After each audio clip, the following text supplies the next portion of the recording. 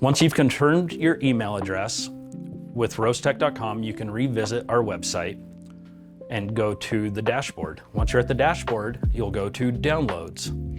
Now, you won't be able to download the program until we register the machine. So we'll go to register our machine, add another machine, and this is where we'll input our information of our base. From the bottom of the base, we have the serial number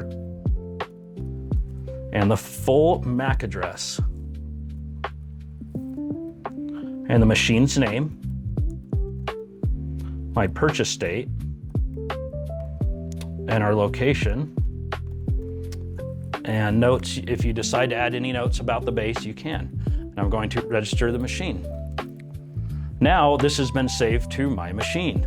Next, we can go back to the downloads page and you can choose for Windows or for Apple Mac OS. I'm going to download for Mac OS. It is downloaded. I'm going to open the file. I'm going to take the file and put it into my applications.